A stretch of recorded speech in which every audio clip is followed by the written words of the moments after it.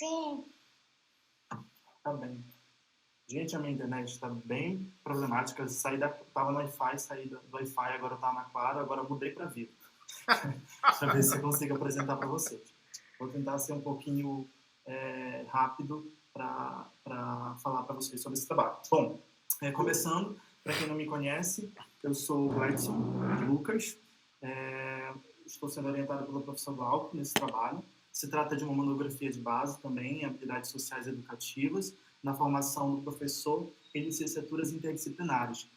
De antemão, eu gostaria de falar que o direcionamento desse trabalho, de modo inicial, ele estava em relação ao processo de ensino-aprendizagem. Recentemente, a gente está com essa nova mudança aqui no trabalho, direcionando para a formação do professor em licenciaturas interdisciplinares, dando, enfim, de acordo com a nossa linha aqui no grupo do GEAI. Bom, o trabalho ainda é bastante inicial, todos os pontos ainda estão em andamento, principalmente agora por conta dessa mudança. A gente tem que repensar ainda bastante coisas em relação a esse trabalho, sobretudo o objetivo, a justificativa, a metodologia. A gente já tinha reunido bastante trabalhos, né, porque o nosso foco, no caso, o nosso objetivo anteriormente era relacionar as habilidades sociais com o processo de ensino-aprendizagem e depois relacionar com a teoria social cognitiva de Bandura. Com essas alterações, a gente vai tirar o foco do processo de ensino-aprendizagem e focar, né, na formação do professor em licenciaturas interdisciplinares. Essa é uma das nossas justificativas, né, também, de acordo que esse trabalho ele já vem sendo pensado desde o ano de 2019, quando eu conheci essa temática de habilidades sociais. Eu tive bastante interesse nesse tema, desde que acabei me identificando por relacionar tanto a minha formação na educação básica, quanto também a minha formação no ensino superior, né? Vi que algumas coisas realmente já vinha refletindo muito sobre essas questões das habilidades sociais, esse interesse meu um pouquinho também nas áreas da psicologia relacionadas com a educação, até de acordo com o que a Alzenira falou no início, né, que ambas as áreas, tanto educação como psicologia, elas andam ali de mãos dadas, elas se integram, né, para que haja o desenvolvimento e também a aprendizagem. E eu conversei com o professor Glauco e a gente começou a pensar e desenvolver esse trabalho. Então, no nosso processo metodológico, a gente começou primeiramente reunindo textos, né, desde 1996 até 2021, porque a monografia de base é isso. Se trata dessa questão de busca incessante, exaustiva da literatura. Então, como se trata de um campo teórico ainda em desenvolvimento, um campo teórico aberto, a gente precisava entender qual a origem das habilidades sociais, né, de que forma ela está se fundamentando na literatura científica e como ela vem sendo empregada e implementada, né? De antemão, a gente sabe que as habilidades sociais ela era muito mais direcionada para a área clínica, né? Para a psicologia mesmo, no caso clínico, em casos clínicos. Recentemente, né? Digo recentemente porque ainda tem poucos trabalhos que tem um maior aprofundamento nessa questão com a educação, mas ela já vem sendo pensada desde a década de 90, né? De 80, na verdade, por Argile, mas que é um dos autores, inclusive, é um dos nossos referenciais nesse trabalho, um dos nossos autores principais, segundo Delprete.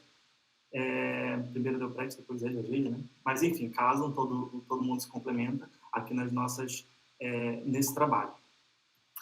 Aqui é um pouquinho do que a gente está pensando em composição desse trabalho, em estrutura desse trabalho, apresentar as origens das habilidades sociais, a caracterização das habilidades sociais. Essas duas partes em preto, vendo aí, são partes que a gente já conseguiu ter um exercício da escrita, a gente já conseguiu escrever um pouquinho, trazer de acordo com as nossas leituras, né, dos textos que a gente foi reunindo durante esse tempo.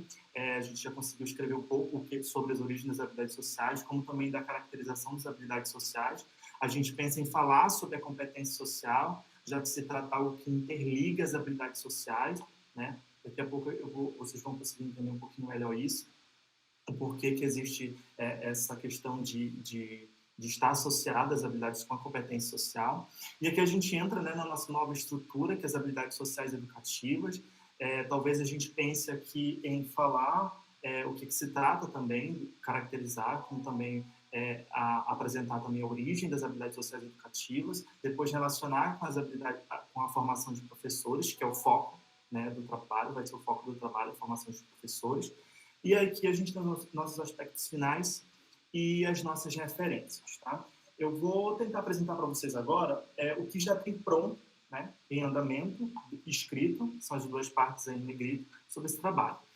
Gente, de qualquer forma, só para que haja uma compreensão, as habilidades sociais, elas são habilidades, né, que a gente tem em lidar com o outro, né, em interagir, em conversar e tal e tal. A gente já tem um trabalho, né, publicado nos anais do INPEC, que a gente relacionou com o processo de ensino-aprendizagem, e a gente pensa que as habilidades sociais elas são imprescindíveis dentro da educação, dentro da sala de aula, no processo de aprendizagem, e de qualquer forma afeta ali a formação dos professores, porque para que haja a promoção das habilidades sociais dentro de uma sala de aula, os professores eles precisam ter uma formação nesse momento que contribua para que as habilidades sociais elas venham ser ressaltadas, venham ser sobressaltadas ali na sala de aula e ali comece a gerar resultados, né? Porque são inúmeros trabalhos, desde o trabalho da Zilda Delprete, que é uma das principais autoras referenciais desse trabalho. Ela, em 98, publicou um artigo, né, em que ela mostrou ótimos resultados depois de uma formação, que era um programa de desenvolvimento interpessoal profissional que ela fez diretamente para professores, e nisso ela conseguiu ver que os resultados sobre o rendimento acadêmico dos estudantes realmente foram afetados, né? Então, um repertório maior de habilidades sociais diz respeito a um desempenho acadêmico melhor. E, da mesma forma, um repertório menor de habilidades sociais, ele te põe em resultados acadêmicos inferiores comparado àqueles que têm um repertório maior de habilidades sociais. Então, os professores, primeiramente, os professores, eles precisam ser afetados, né? A maioria dos estudos, gente, sobre as habilidades sociais na educação, elas vão ali se direcionar somente para os estudantes, né? A maioria dos estudos que a gente, são nesses trabalhos que a gente reuniu, sempre estão direcionados ali para os estudantes, né? E nesse trabalho de Delprete, ela fala que é importante promover as habilidades sociais para os estudantes, mas não, os resultados eles podem aparecer não de forma expressiva, né? Quando os professores também não passam por essa formação, não passam por essa promoção, né? Então, por isso que a gente começa agora a pensar a importância das habilidades sociais educativas na formação dos professores, que é o foco aqui desse trabalho. Bom, sobre as origens das habilidades sociais. As habilidades sociais, segundo Delprete, né, em 96, é um construto em desenvolvimento e requer uma teoria geral ou uma integração dos modelos conceituais de origem, né?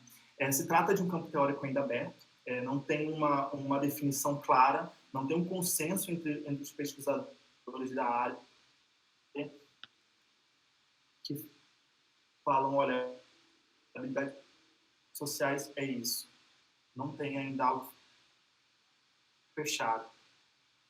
É um construto ainda em desenvolvimento, né? E campo teórico com integrações dos grupos conceituais que a gente vai mostrar aberto, que ainda está em desenvolvimento, ainda de certa forma é uma temática ainda nova, né? No Brasil, porque os estudos no Brasil ainda são bem recentes, né? É um conjunto de comportamentos, né? Essa definição aqui descritiva para os Delprete. Se trata de um conjunto de comportamentos considerados adequados diante de uma demanda social, envolvendo habilidades não somente verbais, mas também não verbais de ação. Tá? As origens do campo teórico das habilidades sociais remetem a Salter, um dos primeiros pesquisadores a observar a importância das demandas sociais nos processos de desenvolvimento. Salter foi um dos primeiros pesquisadores, ainda na década de 30, a ver a importância, né, das demandas sociais nos processos de desenvolvimento. De qualquer forma, ali já afeta também o processo de aprendizagem, visto que se trata ali de uma aprendizagem. Né? Salter, ele publicou um livro, né, que era um livro que era baseado Conditioned Reflexive Therapy. Ele era baseado em transmitir técnicas, né, para aumentar a expressividade verbal e facial. Tá? Segundo Delprete, a origem das habilidades sociais ela é referida a Salter, que foi um dos primeiros pesquisadores a trabalhar essas questões do comportamento, bem como apresentar técnicas de aumento de expressividade, né, de melhorias ali no comportamento. Mas Volpe e Lazarus, que são dois pesquisadores, eles continuaram os estudos de Salter.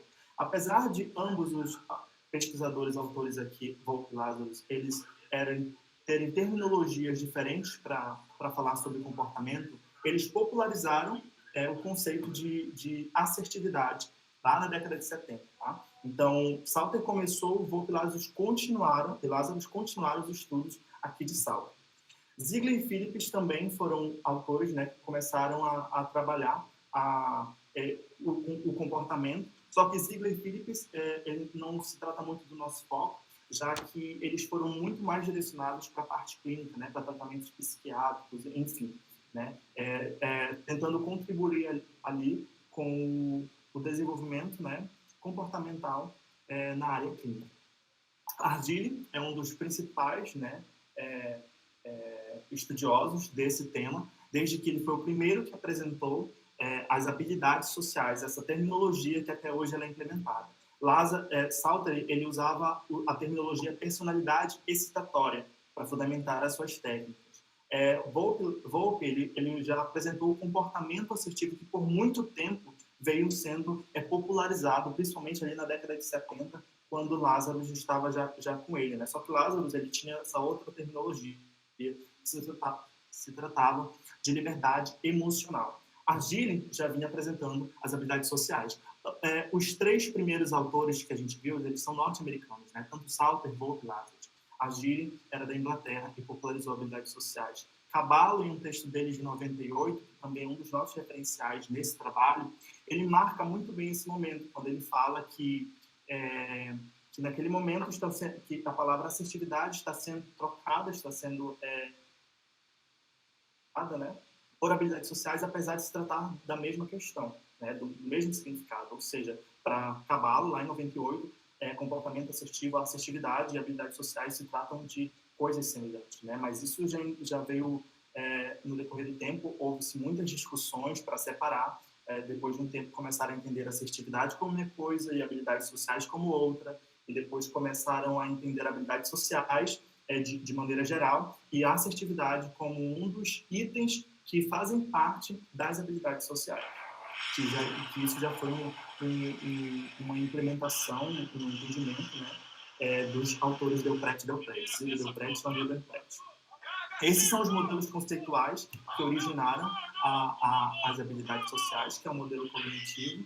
O modelo cognitivo é aquele modelo em que ele está direcionado para a organização de cognições, geralmente está associado a um objetivo. Né? Eu vou organizar o meu comportamento, eu vou organizar a minha cognição porque eu tenho esse objetivo para cumprir. Eu vou me comportar dessa forma porque eu tenho o objetivo de convencer aquela pessoa ou de vender alguma coisa. Então, esse modelo ele tem como foco esse tipo de abordagem, né?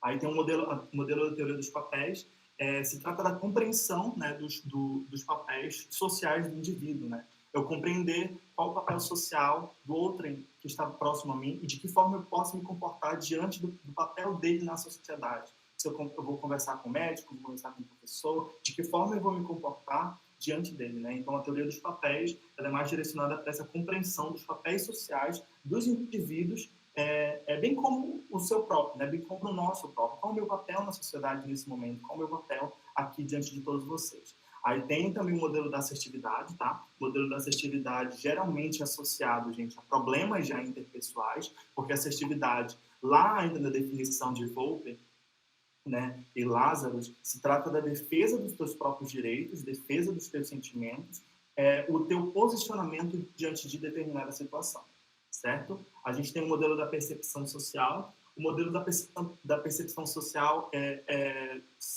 de alguma forma, eu acho ele bastante parecido com a teoria dos papéis, só que na percepção social você percebe principalmente o ambiente em todos os seus aspectos. A teoria dos papéis vai analisar somente o teu papel na sociedade. A percepção social vai analisar tanto o teu papel na sociedade, o teu papel naquele determinado momento, e também como o ambiente, né, os fatores associados ao teu papel naquele momento. Então, a percepção social é perceber o seu papel, perceber quem você é e perceber quais são os fatores associados, onde você está, se você está numa igreja, se você está numa escola, é perceber também o ambiente. E aqui a gente tem um modelo da aprendizagem social, que anteriormente era também um dos nossos focos desse trabalho, que era associar a teoria social cognitiva, né, que tem esse tópico de aprendizagem social, de Bandura. Se trata daquela aprendizagem em que você incorpora as habilidades sociais, entrando no conceito de habilidades sociais, você incorpora as habilidades sociais, você começa a adquirir o repertório de habilidades sociais quando você observa, né? Você observa um modelo e você reproduz aquele modelo, e aquele modelo depois ele forma, né? Contribui para o seu próprio repertório de HS, de habilidades sociais. E aqui, né, que desencadearam, que contribuíram para o campo teórico, que ainda está em desenvolvimento sobre as habilidades sociais. Delpech ele fala algo muito importante quando ele fala que não consigo explicar habilidades sociais excluindo os modelos conceituais de origem, os modelos de base, né? Então, ainda não consigo explicar habilidades sociais para todos vocês sem mencionar esses modelos, né? Que todos eles têm bastante contribuições para a compreensão das habilidades sociais. Ela fala que não são excludentes na explicação das habilidades sociais. Aqui a gente entra no novo tópico, né, que é a caracterização das habilidades sociais. Diversos autores no decorrer dos anos buscaram definir as habilidades sociais, mas, como dito anteriormente, não existe um consenso que tenha uma definição clara e sucinta do que se trata esse construto que ainda está em desenvolvimento, vamos falar isso. Mas Albert Emmons, eles foram um dos primeiros, né, a tentar definir as habilidades sociais, mas lembra que eu falei para vocês que assertividade e habilidades sociais era entendida por muitos autores, inclusive por Caballo, no 98, como a mesma coisa? Então, é basicamente isso. Albert Emmons entendia as habilidades sociais ainda como assertividade, né? Ainda usava essa terminologia, habilidades sociais. Só que a definição deles, eles estavam direcionados muito mais para um interesse próprio, sem pensar no outro, né? E uma das características principais hoje já entendidas sobre as habilidades sociais é que diante de uma interação, da sala de aula, por exemplo, você precisa ter resultados favoráveis tanto para você, né, sujeito envolvido, quanto para o outro, né? As habilidades sociais, elas vão demandar, elas necessitam de uma outra pessoa, né?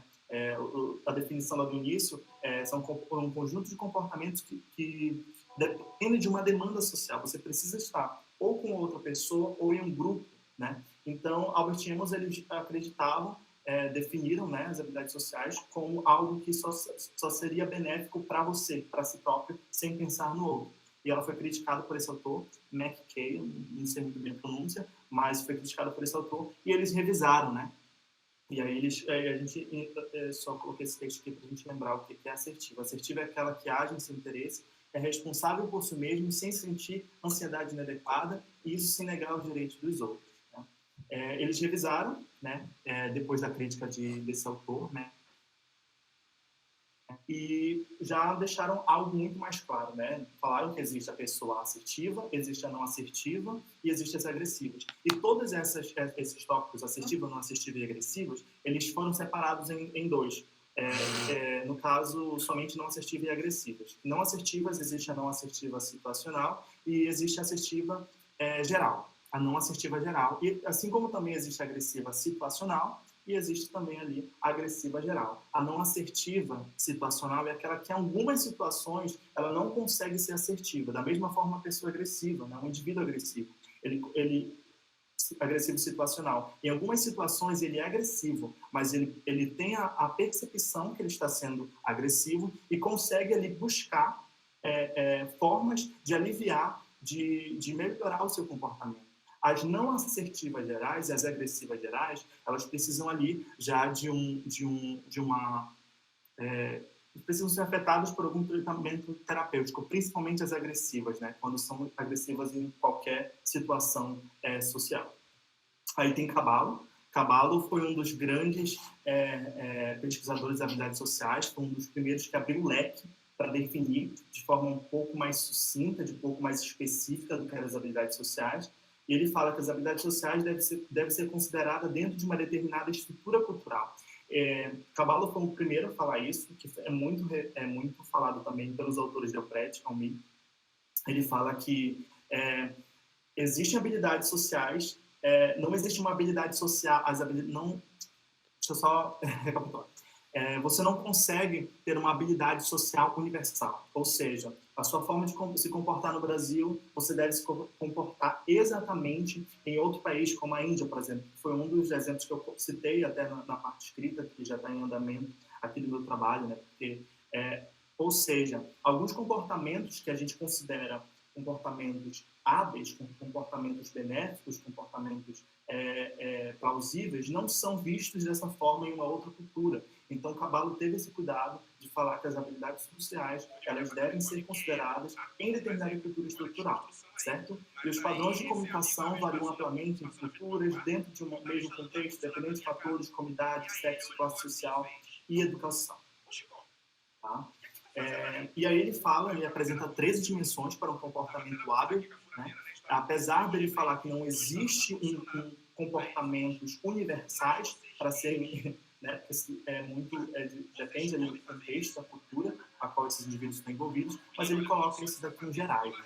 Que é iniciar e manter uma conversa, saber iniciar e manter uma conversa, falar em público, expressar amor, agrado, afeto, defender os próprios direitos, pedir favores, realizar pedidos, fazer elogios, aceitar elogios e assim sucessivamente. São 13.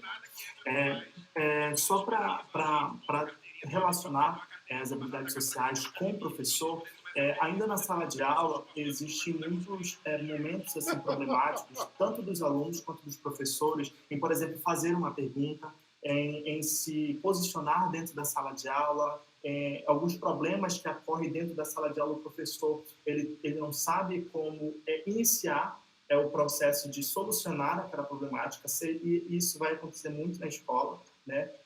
Inclusive já presenciei problemas entre alunos, problemas entre professores, e é nesse momento que a gente vê a importância das habilidades sociais nesse processo, né? Eles se tratam de demandas que contribuem ali para que a saúde social na sala de aula, tanto na performance do professor em sua prática, como também dos alunos, né? E muitos trabalhos, como já mencionado, que eu mencionei o trabalho da Zilda de 98, fala que realmente tem esse afeto no rendimento desses estudantes. Então, os professores eles precisam ter essa formação em habilidades sociais, precisam conhecer as habilidades sociais, adquirir as habilidades sociais e promover as habilidades sociais, se preocupando ali com o processo de aprendizagem. As habilidades sociais e educativas, que é o que a gente vai trabalhar nesse trabalho, elas são comportamentos já direcionados, eles são comportamentos já específicos para a promoção do desenvolvimento tanto quanto da aprendizagem, tá certo? Então, é por isso que a gente vê a importância das habilidades sociais serem presentes na escola. A gente já tem uma formação, de certa forma, incipiente em psicologia nos cursos de licenciatura, e temáticas como essas que acabam não sendo discutidas, elas precisam ser discutidas, elas precisam ser ditas na sala de aula, né? Porque na sala de aula, a gente encontra ali uma pluralidade de indivíduos, outros profissionais lá da educação envolvidos na escola, que a gente precisa lidar, é o público, a gente precisa saber falar com essas pessoas, porque dos objetivos das habilidades sociais é você entrar em demanda social, é você sair de uma demanda social sem que hajam problemas, e diante de problemas você consiga, com as habilidades sociais, solucionar esses problemas, bem como prevenir problemáticas futuras. Então, é por isso que a gente vê aqui a grande importância das habilidades sociais educativas, nesse caso, direcionadas para o processo de desenvolvimento e aprendizagem na sala de aula. Aqui as habilidades sociais para Delprete, que são os autores que aprofundaram muito essa temática no Brasil, inclusive com trabalhos direcionados tanto para o campo clínico como para o campo educacional, que é o nosso foco. Eles entendem as habilidades sociais em dimensões, que existem as dimensões comportamentais, existem as dimensões pessoais e existem as dimensões situacionais, né? Essas dimensões, para eles, elas se complementam, elas não podem ser vistas de forma independente, certo? Nesse caso, as comportamentais, elas vão se direcionar muito mais para aquela parte de relacionamentos, né? que você vai ter com outras pessoas, a sua forma de se comportar diante das situações. Além disso, os pessoais, que tratam mais de como você é, se você é mais emotivo, se você tem a tendência, enfim, algo ou coisas mais específicas, situacionais, aquelas que o nome já diz, né, em que situação você ali estiver envolvida. Ainda na década de 90, esses autores, Delprete, eles esclarecem, eles incluem a assertividade e a habilidade de comunicação, de resolução de problemas, interpessoais, de cooperação, de desempenhos interpessoais, nas atividades profissionais de expressão de sentimentos negativos e defesa dos próprios direitos, né? Eles vão incluir, porque até então habilidades sociais, certo?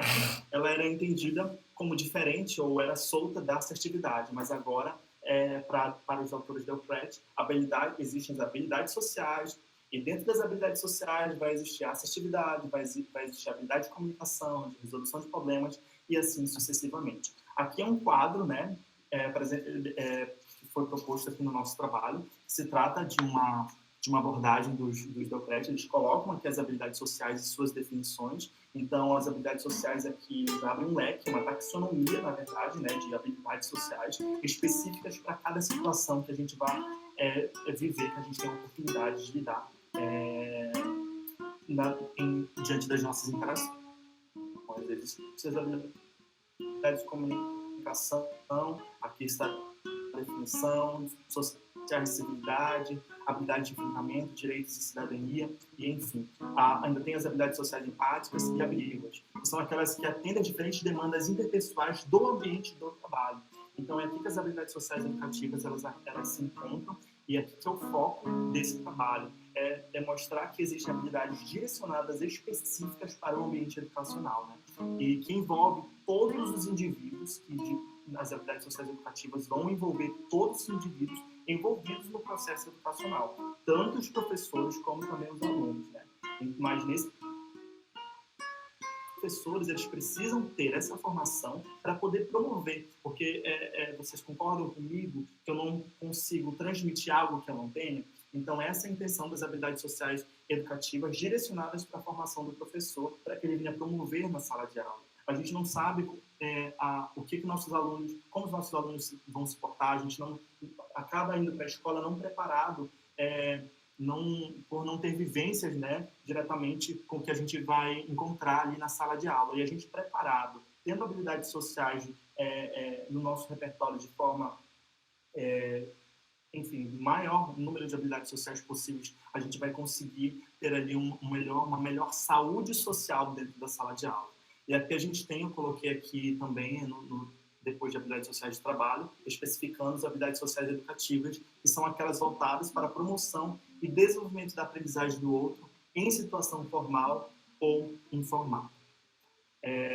E aqui a gente apresenta outras noções, né, outras definições das habilidades sociais, dos Delprete, inclusive. Eu coloquei aqui primeiro uma definição de Delprete, que eles colocam que é a dominação dada a diferentes classes de comportamentos sociais disponíveis no repertório de uma pessoa, que contribui para a qualidade e efetividade das interações que ela estabelece com os demais. E aqui, Delprete, em 2017, eles falam que se trata ainda de um construto, né, descritivo dos comportamentos sociais valorizados em determinada cultura, que já é eles estão acordando aqui com uma proposta já dita por Caballo, lá em 98, né, que a gente precisa entender, né, que as habilidades sociais elas vão ser direcionadas de acordo com o contexto e com a cultura. Aqui, eles vão organizar também, em 2017, né, uma publicação desde 2017, que se trata aqui de um livro. Eles vão dividir os comportamentos em classes e subclasses. Aqui a gente consegue ver um leque muito mais específico também dos Delprete, sobre comunicação, e aqui civilidade, fazer e manter amizade, empatia, e que se trata essas subclasses, né, de que forma a comunicação ela é entendida, né, no caso de iniciar e manter uma conversação, fazer e responder perguntas, pedir e dar feedback, são coisas substanciais, importantíssimas, imprescindíveis ali, a comunicação, né, no caso, no processo educacional na sala de aula.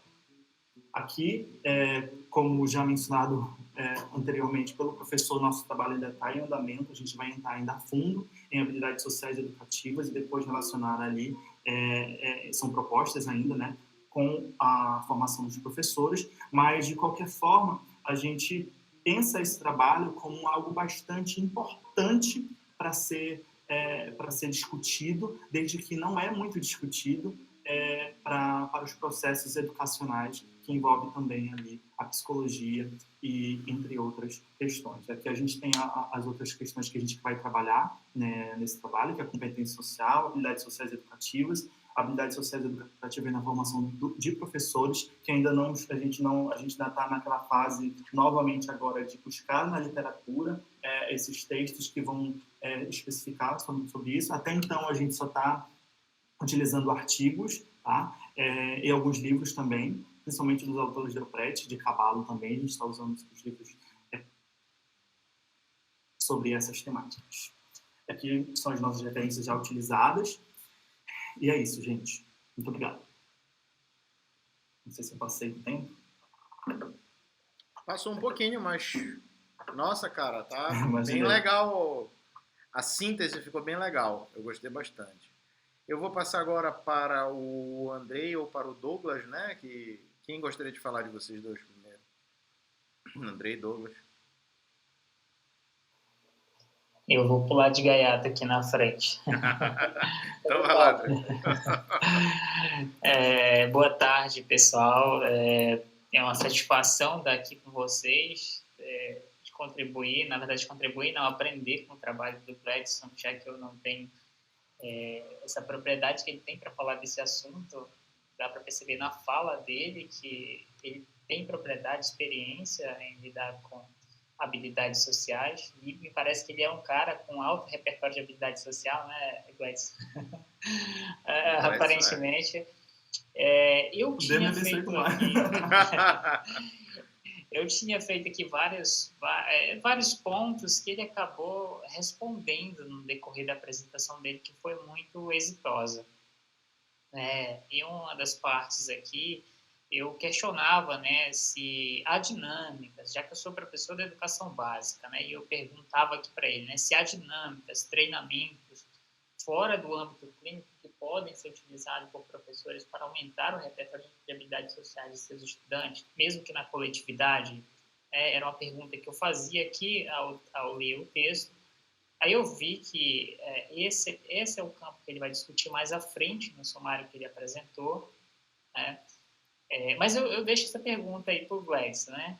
Se há aí, pelo menos no campo que ele está investigando, né, estudos que já vêm apontando aí possíveis dinâmicas que o professor vai fazendo ali para desenvolver habilidades sociais nos seus estudantes, né? Ou pelo menos aí amenizar certos conflitos, né? Deixa eu ver o que mais. Mais para frente, eu tinha colocado aqui, né? Ele falou isso muito bem, que me parecia, né, que o modelo de aprendizagem social, ele tinha aí uma conexão com a teoria do Bandura e, de fato, né, inclusive ele fala aqui de experiências interpessoais vicariantes, me parece bem parecido aí com o que a gente chama de experiência vicária, lá dentro da teoria do Bandura. Ele coloca isso, né? Eu ia perguntar se de fato tem essa conexão, e na apresentação ele fez essa relação, né? Eu acho que isso também já está respondido pelo Gladson.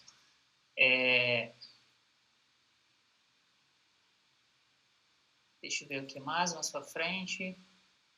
Eu vou descer. Tá, já vou para as considerações, que ele respondeu quase tudo na apresentação dele, né?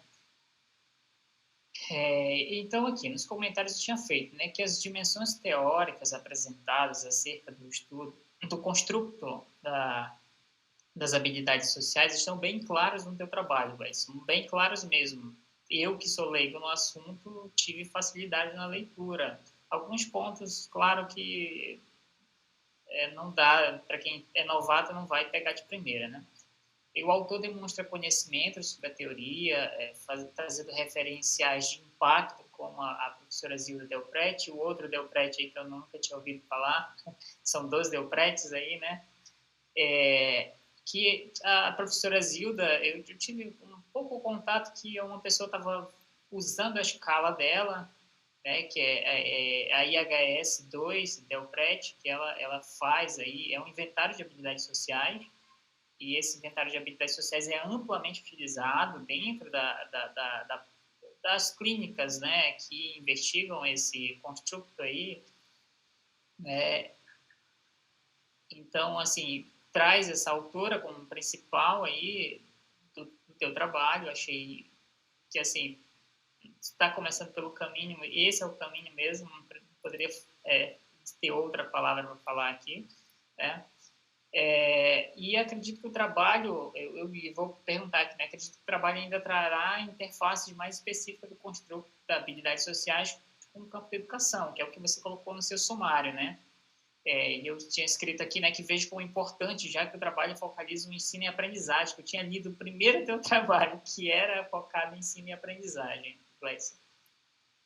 Beleza? Aí, então era isso que eu tinha para perguntar para ele isso, né, se futuramente ele iria trazer habilidades sociais para um campo mais educativo, já que até então esse resgate teórico aí, ele está muito dentro do campo clínico, né? Até a professora Zilda, a conceituação dela são conceituações muito técnicas e muito fora do âmbito educacional. E aí, como você colocou no seu sumário, eu acho que você vai responder isso mais para frente, né? E você vai colocar, de fato, trazer estudos que estão sendo realizados, né, o uso desse conceito, desse construto, que são as habilidades sociais, no campo da educação. Eu acho que era isso, Gleison. Obrigado, Andrei. Muito obrigado mesmo. É muito motivador a tua fala para mim. Muito importante ouvir as tuas considerações. E respondendo a tua primeira pergunta, existem muitos treinamentos, trabalhos que abordam treinamentos na sala de aula, principalmente afetando ali os alunos. São trabalhos direcionados para alunos, principalmente alunos que têm um desempenho acadêmico bastante baixo, né? E também alunos que eles ainda têm essa questão, que alunos que podem ter um bom desempenho na sala de aula, mas tem muito problema comportamental, né? Acaba dando muito trabalho ali para os professores. Então, existem treinamentos, né, que inclusive são utilizados pelos inventários das habilidades sociais. Geralmente, esses pesquisadores que vão promover esses treinamentos, eles primeiro, a maior parte dos trabalhos eles fazem essa questão, primeiro observar a sala de aula, observar os professores, ver o que tem de positivo, ver o que tem de negativo, e a partir disso construir um inventário de acordo com as necessidades tanto dos alunos quanto também dos professores, e ali promover técnicas e abordagens diferentes para promover as habilidades sociais que estão em falta e também, né, ressaltar as que já estão presentes. E sim, é muito isso que você falou, as definições, tanto de origem como a caracterização das habilidades sociais, aqui no início do trabalho, são bem elaboradas, né, pelo Delpret no sentido mais clínico, porque se tratam de trabalhos ainda iniciais, né, para a gente entender, a gente viu, um dos nossos referenciais é o primeiro artigo no Brasil sobre as habilidades sociais, que é o da Zilda Delpret. E sim, eles são um casal. A Zilda é esposa do professor Almir. Ambos eram lá da UFSCar, na Universidade Federal de São Carlos. E eu pensava que eles tinham morrido, gente, uma regeneração viva ainda, tá? Inclusive, são professores excelentes e muito bons. Eu conheci a professora Zilda, né? Inclusive, foi uma roda de conversa aí do programa de Universidade da Educação. E foi um dos dias mais incríveis para mim, porque eu gosto muito dessa temática, acho que vocês já perceberam, né? E é isso, André, espero ter respondido as suas questões. Valeu, Edson. Completamente respondido. Obrigado. Bacana, André. Obrigado pelas suas contribuições. Passar agora aí para o Douglas, né, fazer as contribuições dele.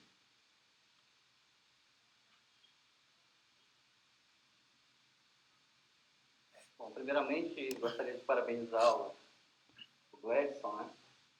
É uma pessoa assim que eu admiro bastante, né? Uma pessoa que faz parte ou fez a parte do Clube de Ciências aqui do CPADC também, né? Tem assim vários trabalhos assim já publicados, né, em em análise de eventos, assim, eu vejo que ele participa também de vários grupos, assim, quando eu visito um grupo de formação de professores, ele está presente, ou então em um curso, é uma pessoa assim, bem esforçada, né? E dá para perceber também essas habilidades que ele falou, realmente, ele tem bastante, acho que as 13.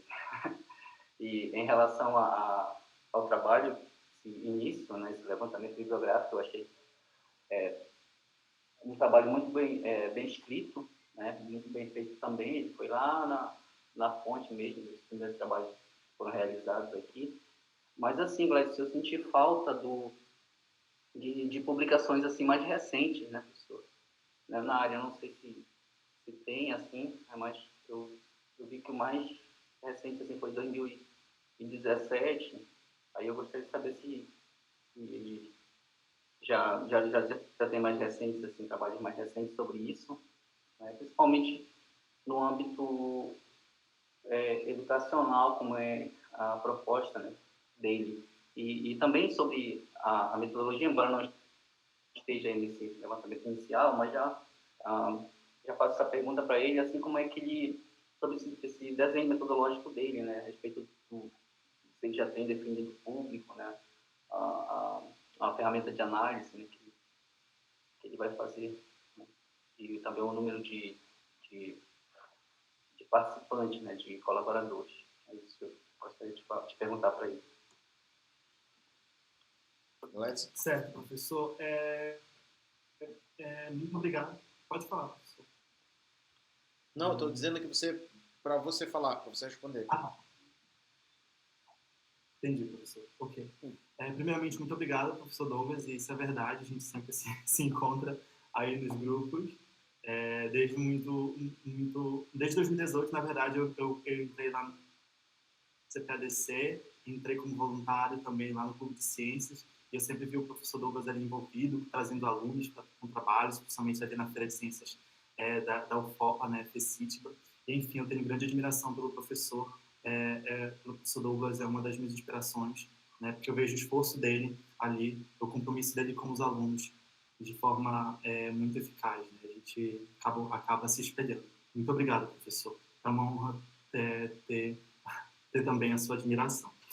Mas então, sobre essas publicações, a gente realmente, como é uma monografia de base, a gente foi atrás de textos assim, para entender, principalmente aqueles na parte da origem, para ver se a gente conseguia tentar um esclarecimento de onde surgiu, né, essa teoria, esse construto em desenvolvimento que se trata das habilidades. A gente tem trabalho, a gente reuniu muitos trabalhos, primeiro, já respondendo também a parte metodológica, a gente começou reunindo esses trabalhos, né, sendo organizados ali, tanto em idiomas também como por anos, né, tem trabalhos ali, a gente até nesse que vocês já tiveram acesso, nesse escrito, foram só trabalhos ainda em idioma português, alguns tem uns 3 ali em inglês que eu precisei ver, principalmente nos modelos conceituais, acho que no modelo conceitual de cognitivo, eu precisei ver um artigo falando especificamente sobre isso, porque confesso que foi um dos que eu não estava entendendo muito bem.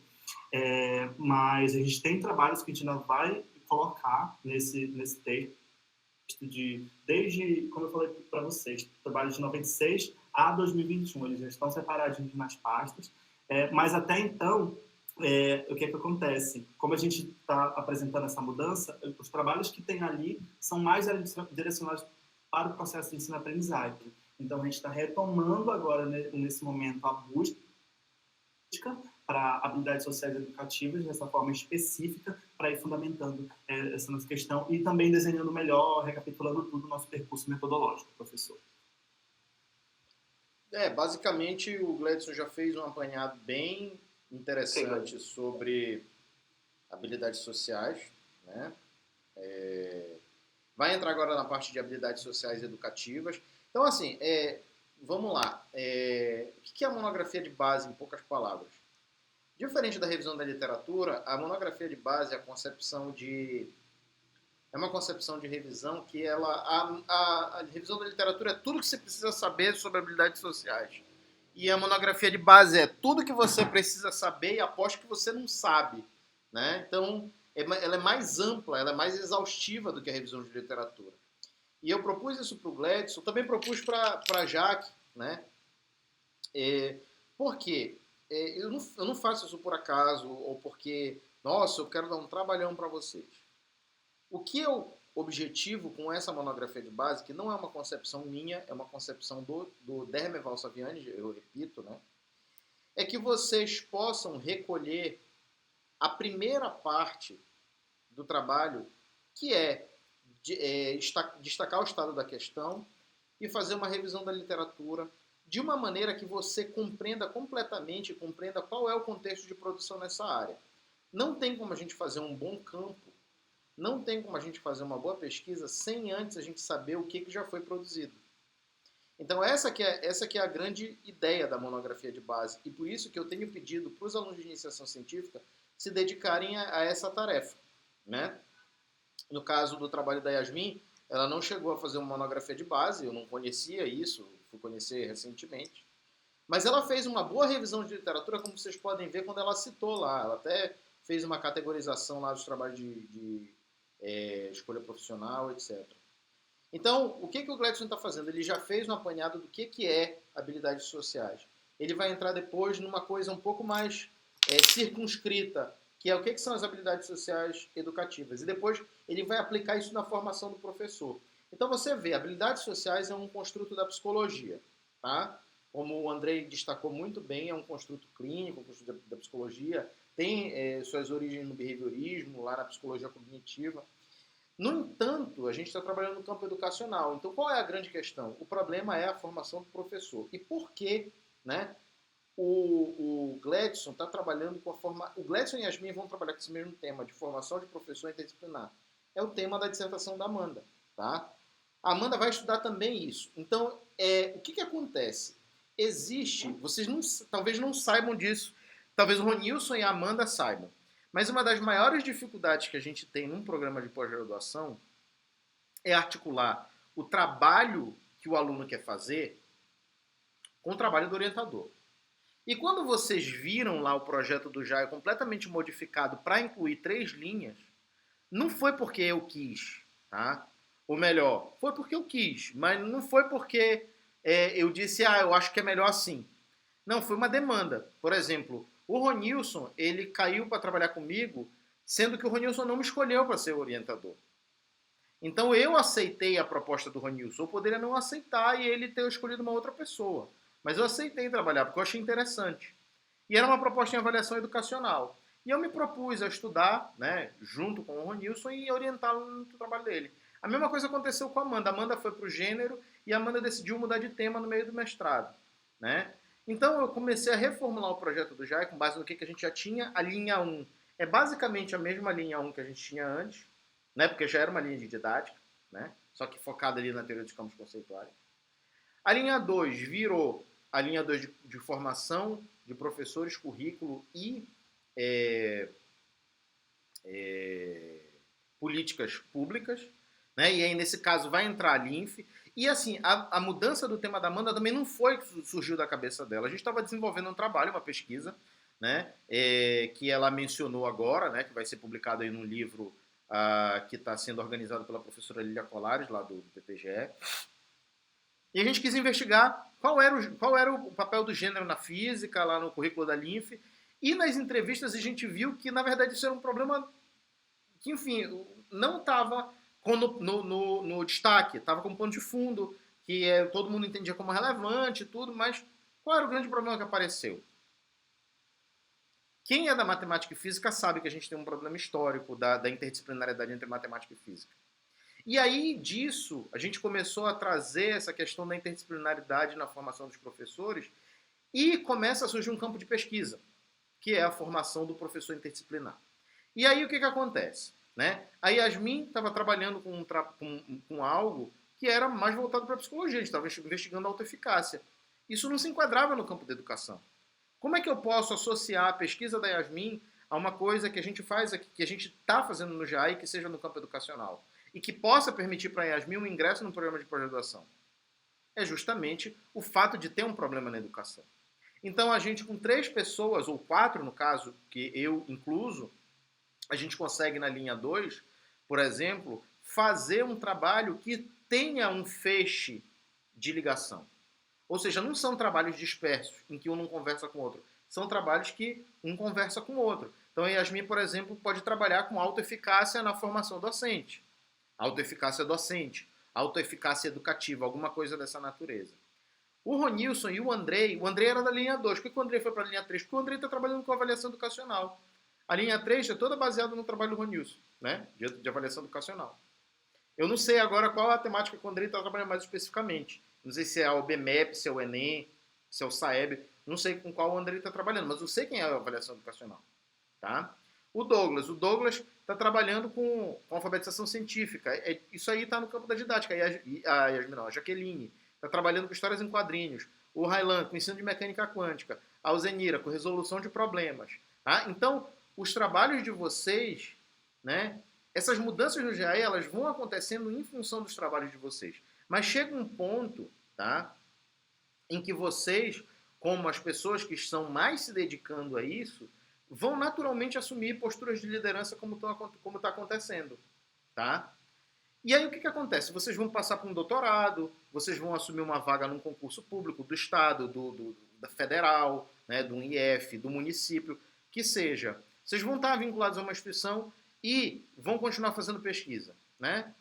A gente tem como formar outras pessoas que venham depois, né, que venham numa iniciação científica, que venham no mestrado, e assim a gente pode construir alguma coisa que tenha coerência. Então, por que houve uma mudança no trabalho do Gladson? Porque o Gladson ia trabalhar com algo que era habilidades sociais no processo de ensino de aprendizagem, que é um tema belíssimo também. Só que, né, eu vejo um potencial muito grande, inclusive, né, eu tenho propostas para longo prazo, né, para o Gladson, que podem dar, inclusive, tese de doutorado. Né? Só que, claro, né, ele está começando agora com a monografia de base. Tudo isso é um passo. Né? Então, são projetos para 2 anos, 4 anos, mais 4, então 6. Projetos de vida, né, que dá para a gente conduzir dessa maneira. Então, eu queria que vocês entendessem essa ideia, né, das mudanças da linha do JAI como algo que tem acontecido naturalmente, né, e que está associado não só a mim, mas sobretudo a vocês. Então essas 3 linhas, elas existem convergências, a gente pode conversar. E esses 3 campos, eles são fundamentais, né? A didática e a aprendizagem, a formação de professores, o currículo e as políticas públicas e a avaliação educacional, né? Então, se a gente conversar bem direitinho, dá para a gente fazer um trabalho robusto que reúna essas pesquisas e uma coisa que seja bem grande no campo da educação em ciências e matemática. Então, de certa forma, né, a mudança do trabalho do Gladson tem implicações como, por exemplo, né, a gente vai começar agora a produzir revisão de literatura, né, sobre a formação do professor interdisciplinar. O Gladson e a Yasmin vão estar inclusos nesses trabalhos. Né? Não é só currículo. Tá? A gente faz pesquisa que não é só para fazer currículo, gente. Não é só para botar no Lattes. Eu reitero isso com vocês. Tá? A gente faz pesquisa para produzir conhecimento. Né? Então a gente está contribuindo na produção de conhecimento. A gente está evoluindo intelectualmente e a gente está contribuindo também com outro contexto de pessoas que produzem. Tá? A produção é importante para o currículo? Porque sem o currículo você não passa, você não está no programa de graduação, você não passa num concurso público, você precisa ter currículo também. Mas o objetivo é a gente produzir esse conhecimento de uma maneira que esses trabalhos possam conversar um com o outro. Então eu estou buscando unidade nesses trabalhos de maneira que a gente possa olhar de diferentes ângulos. Então, por exemplo, que habilidades sociais podem estar sendo, digamos assim, preconizadas a sua formação no currículo, por exemplo, da LINF, né? nas BNC Formação, que é um documento que deve estar em curso, que deve sair em breve, né? ou em breve ou no curto prazo, alguma coisa assim. Que existem habilidades sociais que estão sendo levadas em conta nos documentos oficiais. Como isso é implementado na sala de aula, na formação do professor?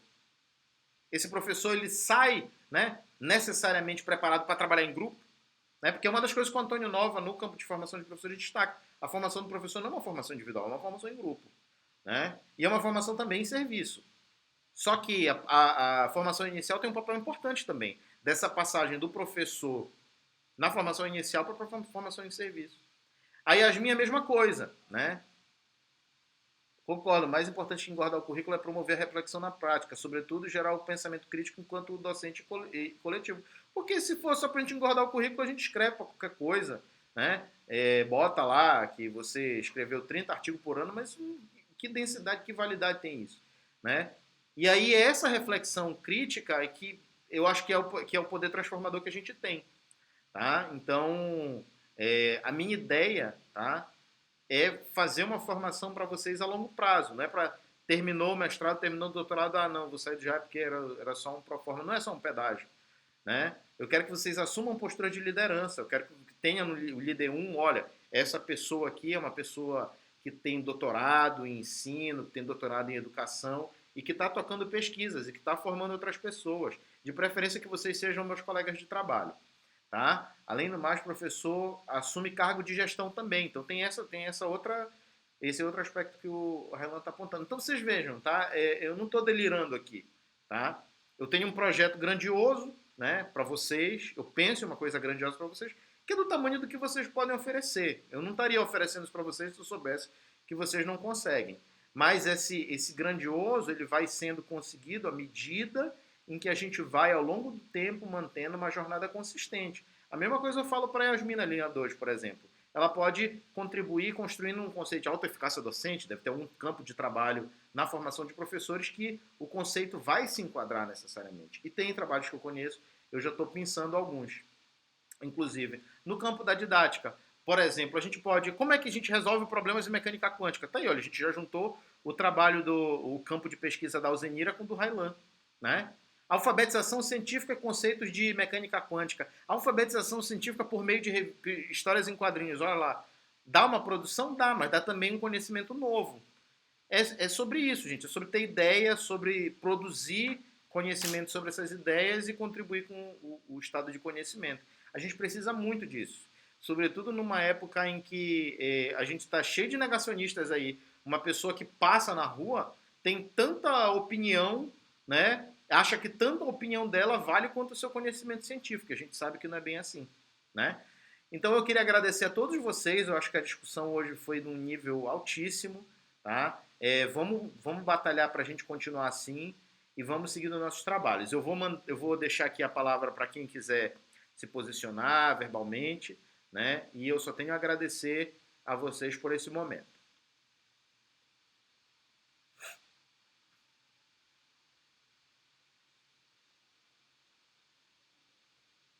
Obrigada a todos pela contribuição com os nossos trabalhos e principalmente obrigado a Amanda e ao Ranilson por estarem contribuindo muito com o nosso, para a gente deixar ele pronto para finalização agora, que ele vai ser publicado. Muito obrigada. Também por nos ouvir. Também gostaria de agradecer ao professor Glauco, a todos aqui do grupo, professor Andrei, professor Douglas, pelas contribuições também. Acho que a tarde de hoje é bastante motivadora e que a gente continue fazendo esse tipo de encontro. Foi muito importante para mim hoje. Muito obrigado. Também vou agradecer. Agradeço ao professor Glauco, né, que me apoiou, né, incentivou eu a fazer a apresentação. Agradeço a Nira e ao Raylan, tá, pelas contribuições. E um grande abraço a todos. Vocês querem bater um retrato aí? Não sei se vocês estão em condições de ligar a câmera também, né? Essa tarde é ótima. Desculpa, Amanda, não escutei. Não, só para agradecer por essa tarde ótima com vocês aqui. Espero que a gente tenha mais reuniões assim. Eu achei muito interessante essa questão de apresentar o trabalho para o grupo, até para a gente se preparar também para uma banca. Quando eu já estiver com o meu projeto do seminário de dissertação pronto, eu queria apresentar aqui para vocês também, já para a gente também já vai passando por essa experiência, né, de apresentar para várias pessoas. Acho que isso vai deixando a gente menos nervoso para quando for lidar com a banca. Então é muito legal esse processo. Eu tenho Quando fizer parte da banca, né, professor? Já é um treino que você está lendo anteriormente, depois você está contribuindo, né? Acho importante esse exercício, essa dinâmica de hoje foi muito importante. Obrigado. Beleza. Eu vou já passar a palavra para a Alzenira, mas eu vou dar um informe para vocês que vai ter a orientação coletiva, mas mais para o meio do ano, dos mestrandos também.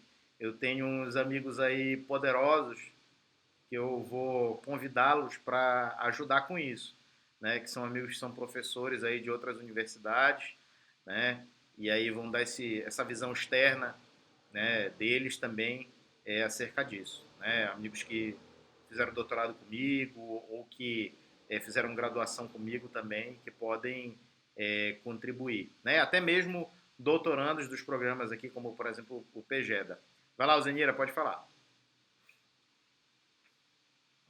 Bom, eu quero agradecer, né? Eu não estou agradecendo, não tenho que agradecer. Mas, assim, falei aí que eu consegui ver a ligação entre as linhas hoje, trazendo o campo da resolução do problema, eu consegui ver, principalmente no último trabalho, que falou das questões sociais e educativas.